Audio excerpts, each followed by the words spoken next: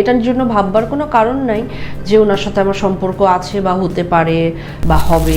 বাংলাদেশ কিংবা পশ্চিমবঙ্গ দুই বাংলাতেই এখন জয়া আহসান এক বিরাট নাম।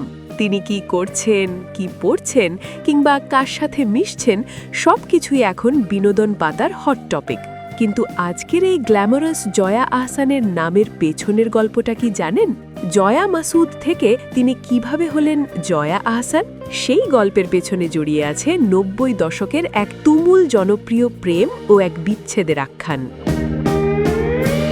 জয়ার জীবনের সেই বিশেষ মানুষটি ছিলেন ফয়সাল আহসানুল্লাহ। ৯০-এর দশকে ফয়সাল ছিলেন বেশ জনপ্রিয় মুখ। পুরান ঢাকার হাফিজুল্লাহ রোডের বলেদি জমিদার বাড়ির ছেলে তিনি।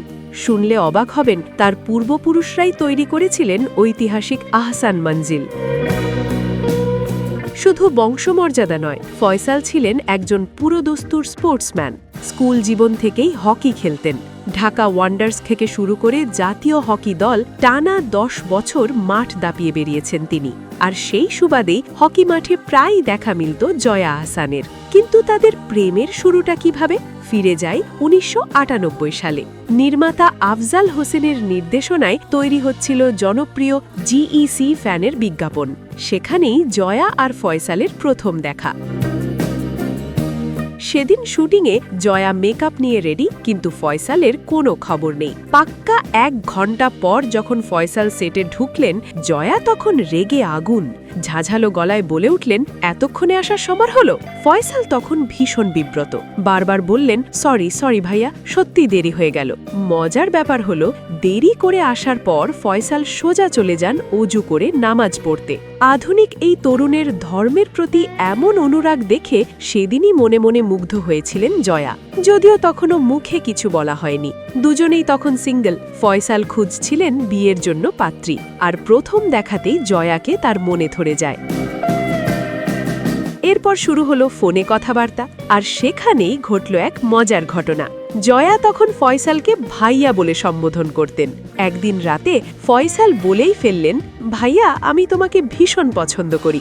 জয়াও বুঝতে পারছিলেন ব্যাপারটা। তিনিও উত্তর দিলেন, ভাইয়া, আমিও তো আপনাকে পছন্দ করি। ফয়সাল তখন হেসে বললেন, না, তুমি বুঝতে পারছো না। আসল ব্যাপারটা হলো, বাকিটা আর বলতে হয়নি। দুজনেই বুঝে নিয়েছিলেন মনের ভাষা। মাত্র ৫ মাসের পরিচয় ও প্রেম।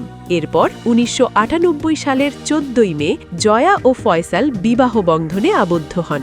শোবিজ পাড়ায় তারা ছিলেন অন্যতম আইকনিক ও রোম্যান্টিক দম্পতি। কিন্তু ভাগ্যের লিখন কে খণ্ডাবে?